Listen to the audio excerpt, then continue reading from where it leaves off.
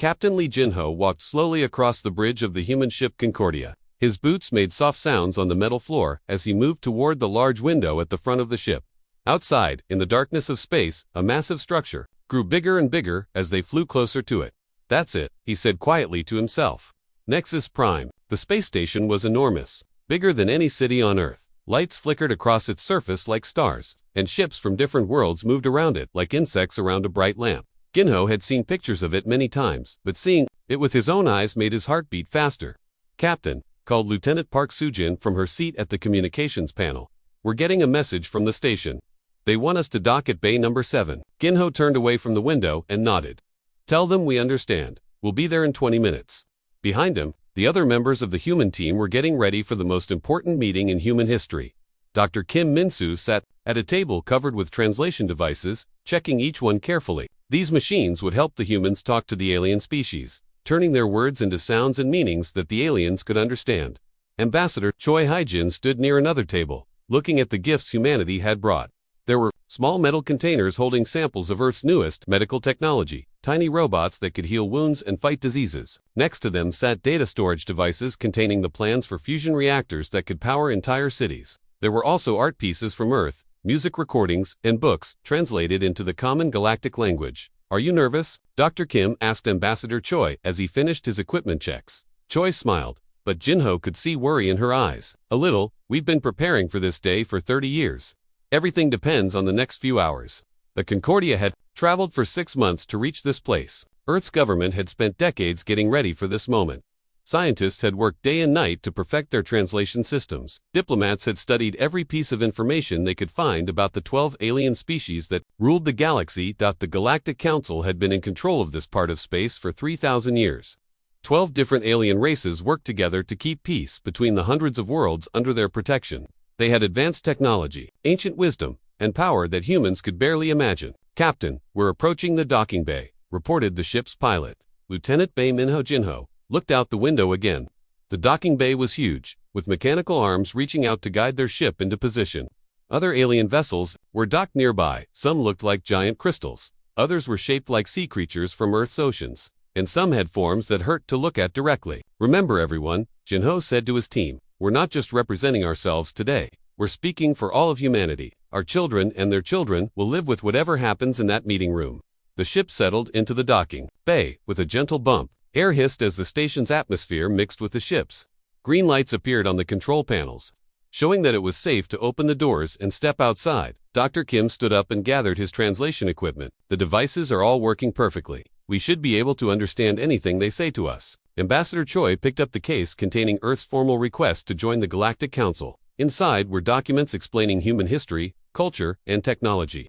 There were also video messages from world leaders, scientists, artists, and ordinary people from every continent on Earth. "What do you think they'll be like?" asked Lieutenant Park as she prepared to leave the ship. "Different from us," Jinho replied, "but I hope we can find common ground. All intelligent species must want similar things: safety for their families, food, shelter, a chance to grow and learn." The team walked through the ship's corridors toward the exit. Each person carried something important: equipment, gifts, or documents. Their footsteps echoed in the metal hallways, as they reached the door leading to the station. Jinho stopped and looked at each member of his team. These people had trained for years for this moment. They were the best humanity had to offer: smart, brave, and hopeful about the future. "Whatever happens," he said, "we go in there with open hands and open hearts. We have so much to offer them, and so much to learn from them."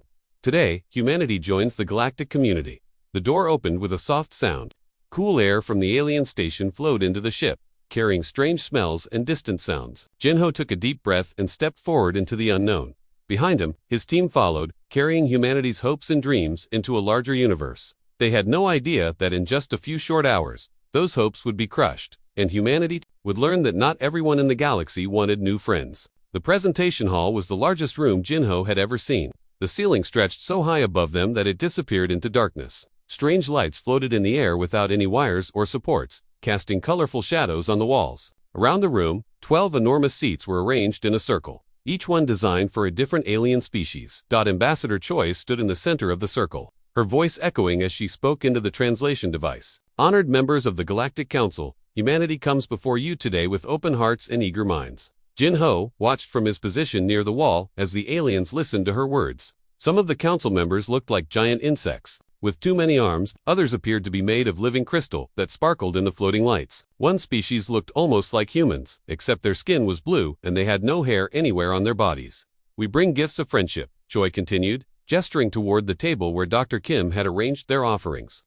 "Our medical technology can heal wounds that have never been healed before. Our fusion reactors can provide clean energy for 1,000 years. We offer all of this freely, asking only for the chance to learn and grow alongside you." The translation devices hummed softly as her words were changed into the languages of 12 different worlds. Some of the aliens made clicking sounds, others hummed like musical instruments, and a few spoke in voices so deep that Jinho felt them in his chest rather than heard them with his ears. Dr. Kim stepped forward and activated one of the medical devices. A small hologram appeared in the air, showing how the tiny robots could repair damaged tissue and fight diseases. "These nanobots have eliminated cancer on our world," he explained. "We believe they could help your people as well." Lieutenant Park displayed the fusion reactor plans on a floating screen. The technical drawings showed how the reactors could power entire cities without creating any dangerous waste. "This technology could transform energy production across the galaxy," she said hopefully. For several long minutes, the aliens spoke among themselves in their strange languages. Ginho tried to read their expressions, but their faces were so different from human faces that he could not tell what they were thinking. Some had no faces at all, just smooth surfaces where eyes and mouths should be. Finally, one of the aliens rose from his seat. He was taller than any human, with 6 arms and skin that looked like polished metal. When he spoke, his voice came through the translators as cold and harsh. "I am High Arbiter Velthor of the Dominion Council," he announced. "We have heard your words and examined your offerings." Jinho felt his heart speed up. This was the moment they had all been waiting for. Humanity was about to join the galactic community. "The species you call human represents a danger to the stability of our civilization," Velthar continued. "Your kind evolved on a world of chaos and violence. You do not understand order. You do not respect hierarchy. You form emotional bonds with creatures that are not your own species." Ambassador Choi stepped forward, confusion clear on her face. "Honored Arbiter, we see these traits as strengths. Our ability to adapt and form friendships across species lines could help bring the galaxy closer together. That is exactly why you are dangerous," Velthor replied, his 6 arms moving in what might have been anger. "For 3,000 years, we have maintained peace through proper structure. Each species knows its place. Each world follows the rules. You would destroy this with your chaotic thinking." Dr. Kim moved closer to Ginho, his face pale with shock. "They're rejecting us because we believe in equality," he whispered. Velthar raised one of his metallic arms, and the room fell completely silent. "The Council has made its decision. The human species will be confined to your birth system. A quantum blockade will prevent any of your ships from leaving. Any attempt to expand beyond your boundaries will result in corrective action." The words hit Jinho like physical blows. After all their preparation, all their hopes, the aliens were not just rejecting humanity's friendship, they were imprisoning the entire human race. "You cannot be serious," Ambassador Choi said, her voice shaking. "You would cage an entire species simply for wanting to explore and make friends. We are showing great mercy." Another alien spoke up. This one looked like a giant flower with too many petals. "Other disruptive species have received harsher treatment. You should be grateful we allow you to live." Lieutenant Park stepped forward, anger replacing her earlier nervousness. "This is not justice. This is tyranny. This is order." Velthar replied coldly. "You have 72 hours to return to your world and inform your government of our decision. No appeals will be heard. No further negotiations will take place. This audience is finished." The floating lights began to dim, and the alien council members started leaving their seats. Some walked through doors that appeared in the walls. Others simply vanished like smoke. Jinho stood frozen in place, unable to believe what had just happened. They had come offering friendship and cooperation. They had brought their best technology, their finest art, their hopes for the future, and the galaxy had slapped their outstretched hand away. As they gathered their unused gifts and walked back toward their ship, Jinho realized that humanity had just learned a terrible lesson. In this universe, good intentions meant nothing. Power was the only language the galaxy understood. The door to their ship closed behind them with a sound like a prison cell locking shut. 3 years had passed since the quantum blockade sealed Earth's solar system like a divisible prison. President Yoon Dozam stood in the underground communication center beneath Seoul, watching technicians send another message into the darkness of space. The message would travel to the edges of their solar system and then simply disappear, stopped by the alien barrier that surrounded them. Any response from the council? She asked Director Han Woojin, who ran Earth's diplomatic efforts. Han shook his head sadly. "Nothing, Madam President. We've sent over 1,000 messages in 3 years. Requests for meetings, offers of tribute, even agreements to accept limited membership. They ignore everything we send. The communication center hummed with activity as workers tried different approaches. Some sent messages in mathematical languages, thinking perhaps the aliens would respond to pure science. Others broadcast Earth's music and art, hoping to touch whatever hearts the aliens might have. Nothing worked. What about the outer colonies? President Yoon asked. Any word from Mars or the mining stations? Captain Kong So-young, who had commanded 3 failed attempts to break through the blockade, stepped forward. Her face was tired and lined with stress. We lost 2 more ships this week, Madam President. The Explorer and the New Dawn. They were carrying colonists to Proxima Centauri when the blockade destroyed them. The president closed her eyes, feeling the weight of each lost life. Hundreds of humans had died trying to leave their solar system. Each ship that approached the invisible barrier was hit by energy weapons that turned them into dust in seconds. Show me the latest attempt, she said, quietly. Captain Kong activated a holographic display that showed their solar system from above. Red dots marked where ships had been destroyed trying to escape. The dots formed a perfect sphere around the sun, showing exactly where the alien barrier began. The blockade is getting stronger, Kong explained. At first, our ships could get close to the barrier before being destroyed. Now they're destroyed the moment they try to leave Jupiter's orbit. The aliens are tightening their grip. Dr. Song Yuna, Earth's leading expert on alien technology, stepped out of the shadows. She had been studying every piece of information they could gather about the Galactic Council, trying to understand why humanity had been rejected so completely. I've been analyzing the communications we intercepted during our visit to Nexus Prime, she said, her voice barely above a whisper. I think I understand why they fear us so much. Everyone in the room turned to look at her. Dr. Song had been working day and night for 3 years, trying to find some way to communicate with their captors. They call it pack bonding syndrome, she continued. Humans have a unique ability to form emotional connections with other species. We see aliens as potential friends, not as superior or inferior beings. This terrifies the Council. Director Han frowned. Why would friendship terrify them? Because their entire civilization is built on rigid hierarchy, Dr. Song explained. Each species has its place in their system. Some are rulers, others are workers, some are slaves. They maintain order by making sure everyone knows their rank and stays in it. She activated her own holographic display, showing the structure of Galactic Council society. At the top were the 12 ruling species, followed by hundreds of client species arranged in strict order of importance. Humans don't think this way, Dr. Song continued. When we meet someone, we don't automatically assume they're above or below us. We try to understand them as individuals. To the Council, this way of thinking is literally infectious. Captain Kong stared at the display. You're saying they imprisoned us because we believe in treating people as equals. Worse than that, Dr. Song said, her voice growing even quieter. I found evidence of other species that faced similar situations. The Council calls them disruptive elements that had to be removed for the good of galactic stability. President Yoon felt ice form in her stomach. Removed. What does that mean? Dr. Song pulled up another set of data. Over the past 5,000 years, the Council has encountered 47 species they classified as disruptive.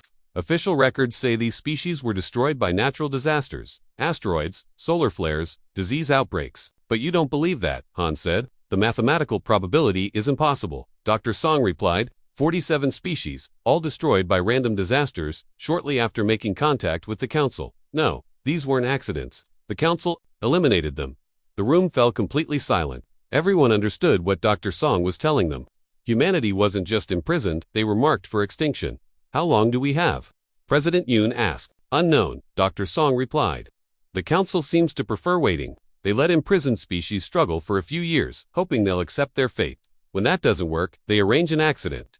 Captain Kong slammed her fist on the table. We won't go quietly. We can't fight their blockade, but we can prepare for whatever comes next. What do you mean? Director Han asked. I mean we stop sending diplomatic messages, Kong replied. We stop begging for mercy. We start planning for war. President Yoon looked around the room at the faces of her advisors. 3 years ago, they had been optimistic diplomats hoping to join a galactic community. Now they were prisoners planning their escape. Give the order, she said finally. No more messages to the Council. From now on, we prepare to fight for our freedom. The communication center fell silent as the last diplomatic transmission was canceled. Humanity had finished asking for permission to exist. Now they would take it. 5 years had passed since the last diplomatic message left Earth. The silence from humanity worried some members of the Galactic Council, but High Arbiter Velthor was pleased. In his Crystal Palace on Nexus Prime, he told his advisors that the human problem had been solved through patience and firmness. See how quiet they have become, he said to the other council members during their monthly meeting. No more desperate messages begging for freedom. No more attempts to break through our blockade. They have finally accepted their place. But Belther was wrong. Deep beneath the mountains of Earth, in hidden factories and secret laboratories, humanity had been preparing for war. They had not accepted anything. They had simply stopped talking and started working. Colonel Lim Teho stood in the briefing room aboard the stealth ship Defiance, hidden in the asteroid belt beyond Mars. Around him sat the commanders of humanity's new fleet ships, built in secret over 5 years of desperate preparation. Intelligence reports confirm what we suspected, he told the assembled officers. The Council's power is based on very old technology that they barely understand anymore. They have been the rulers for so long that they stopped improving their weapons and ships. Major Zheng Yunji, who had spent 3 years studying captured alien technology from destroyed human ships, pointed to holographic displays showing Council vessels. Their ships are enormous but slow. They rely on energy shields that take several seconds to adjust to new threats. Most importantly, they haven't fought a real war in over 1,000 years. The room was filled with Earth's best military minds. These men and women had studied every piece of information about the 12 Council species, learning their weaknesses and how to exploit them. What about their numbers? Asked Captain Bei Minho, the younger brother of Ginho who had joined the military after the blockade began. They control hundreds of worlds. We're just one planet. Admiral Oh Sung-ho, the overall commander of humanity's hidden fleet, stood up to address this concern. Numbers don't matter if the enemy can't use them effectively. Our intelligence shows that most Council species have become soft and lazy. They depend on automated systems and ancient weapons that haven't been updated in centuries. The Admiral activated a 3-dimensional map showing the 12 Council homeworlds. Each planet was marked with detailed information about its defenses, population, and strategic importance. We won't try to conquer them, he continued. We're going to do something they won't expect. We're going to free them. Captain Lee Soo-jin, who had volunteered for the most dangerous reconnaissance missions, leaned forward. Free them. I thought we were fighting for our own freedom. We are, Admiral Oh replied. But Dr. Song's research has revealed something important. The Council doesn't just oppress humans, they control hundreds of younger species who are forced to serve them. Many of these species would rebel if they thought they had a chance to win. The holographic display changed to show intercepted communications from across the galaxy. Messages of discontent from species forced to mine dangerous materials for the Council. Reports of young aliens who questioned why they had to serve masters they had never chosen. Colonel Lim pointed to specific star systems on the map. These are our primary targets. Not the Council's home worlds, but their military bases and communication centers. We hit them all at the same time, before they can coordinate a response. What about the blockade around our solar system? Asked Major Zheng. How do we get our ships past their sensors? Captain Park Dongwoo, who had designed humanity's new stealth technology, smiled for the first time in months. We've learned to hide from their scanners. Our ships are smaller and use different energy signatures than they expect. We can slip past their detection systems. The stealth technology was based on studying the quantum blockade itself. Human scientists had spent years analyzing how the alien barrier worked, eventually learning to create ships that could pass through it undetected. Remember, Admiral Oh said as the briefing continued, we're not trying to become the new Council. We don't want to rule anyone. We want to destroy the Council's ability to control others and give every species the right to choose their own path. Captain Bei looked at the mission schedules displayed on the wall. When do we strike? In 72 hours, the Admiral replied. The same amount of time they gave us to accept our imprisonment. We've prepared for 5 years. Our ships are ready, our weapons are tested, and our crews are trained. It's time to show the galaxy what happens when you slap away an offered hand. The officers began filing out of the briefing room, each one carrying orders for their specific mission. Some would strike at military installations, others would target communication networks, and a few would broadcast the truth about the Council's crimes to every world in the galaxy. As the room emptied, Admiral Oh stood alone looking at the star map. 5 years ago, humanity had approached the Council with open hands and hopeful hearts. They had been rejected, imprisoned, and marked for extinction. Now those open hands had become closed fists, and the galaxy was about to learn what human determination could accomplish when pushed to its limits. The Council had created their own worst enemy by turning friends into fighters. The war for freedom was about to begin. The attack began at exactly the same moment across 12 different star systems. Human ships appeared from nowhere, their stealth technology making them invisible until they were already firing their weapons. The Galactic Council's ancient warning systems, designed to detect massive invasion fleets, completely missed the small, fast human vessels. Admiral Lee Jinho stood on the bridge of his flagship Retribution, watching as his weapons tore through the shields of a Council military station. The alien defenses were exactly as weak as their intelligence had predicted. Energy barriers that had protected the station for centuries flickered and died under the rapid-fire assault of human plasma cannons. Boarding teams away, reported Captain Nam Ji-won from her position at the tactical station. resistance is minimal. The station's crew is surrendering without a fight. Across the galaxy, similar scenes played out as human forces struck at the heart of Council power. The aliens had grown so comfortable in their dominance that they had forgotten how to fight. Their massive ships moved too slowly to target the swift human vessels, and their weapons took too long to charge and fire. On the Council's central communication hub, Major Jung Yoon-ji led a team of specialists in capturing the alien broadcast systems. Within minutes, they had taken control of the networks that connected every world in the galaxy. Broadcasting now, she reported to Admiral Jinho. Every planet in Council space is receiving our transmission. The message was simple but devastating. Video evidence of the Council's crimes against the 47 extinct species. Recordings of their discussions about eliminating humanity. Proof that the so-called natural disasters that had destroyed entire civilizations were actually planned genocides. On hundreds of worlds, younger species who had lived under Council rule for generations watched in shock as the truth was revealed. The Galactic Council was not the benevolent protector they claimed to be. They were tyrants who destroyed anyone who threatened their power.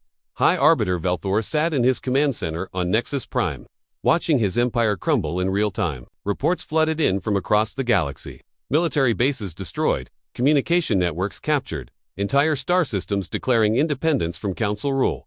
How is this possible? He demanded of his advisors. Humans are a primitive species. Trapped in their own solar system, they have no advanced technology, no military experience. The reports are confirmed, his chief military advisor reported. Human forces have crippled our defensive capabilities in 12 systems simultaneously. They're using tactics we've never seen before. Velthar's 6 arms trembled with rage and fear. Activate the emergency protocols. Call back all our forces. We'll crush this rebellion before it spreads further. But it was already too late. The human broadcasts had done their work. Across the galaxy, oppressed species were rising up against their council overlords. The rigid hierarchy that had maintained order for millennia was collapsing as younger civilizations realized they outnumbered their oppressors by billions to one. Admiral Jinho's fleet approached Nexus Prime itself, the seat of Council power. The massive space station that had seemed so impressive 5 years ago now looked like what it really was, an ancient relic defended by obsolete weapons and complacent guards. Sir, reported Captain Bei Minho from the scanner station, we're detecting movement from the station's docking bays. Looks like they're trying to evacuate. Not happening, Jinho replied coldly. Disable their ships, we're going aboard. The human assault on Nexus Prime was swift and precise. Boarding pods launched from the human ships, cutting through the station's hull like hot knives through paper. Human soldiers, trained in the harsh conditions of Earth's most dangerous environments, moved through the alien corridors with deadly efficiency. Within an hour, Admiral Jinho stood in the same chamber, where humanity had been rejected and condemned 5 years earlier. But now the positions were reversed. High Arbiter Velthor knelt before him, his metallic skin dull with defeat. We offered our hand in friendship, Jinho said quietly, his voice echoing in the vast chamber. We came to you with gifts and hope. We wanted to learn from you and share what we had learned. Velthar's 6 eyes looked up at the human admiral. Your species was dangerous. You would have destroyed our order. You were right, Jinho replied. We have destroyed your order, but not because we're chaotic or violent. We destroyed it because it was built on lies and murder. The admiral gestured to the screens around the chamber, which now showed scenes from across the galaxy. Former council worlds were celebrating their freedom. Species that had been enslaved for generations were choosing their own governments. The rigid hierarchy that had controlled the galaxy was gone forever. This could have been avoided. Jinho continued. If you had welcomed us as equals instead of trying to cage us like animals, we could have worked together. Your knowledge and our adaptability could have created something beautiful. What happens now? Velthor asked. Now you face the justice you denied to 47 extinct species, Jinho replied. But unlike you, we believe in mercy. You'll be tried for your crimes, not simply eliminated. 3 months later, President Yoon stood in the assembly hall of the new Free Species Alliance. Through the massive windows, he could see ships from dozens of worlds, former council subjects, who had chosen to work together as equals rather than submit to new masters. In the station's educational centers, human children played alongside young aliens from across the galaxy. The pack-bonding behavior that had so terrified the council was spreading, but it brought friendship and cooperation instead of chaos. Humanity's hand was open once again, offered in friendship to any who would take it, but now they were strong enough to keep it safe from those who would slap it away.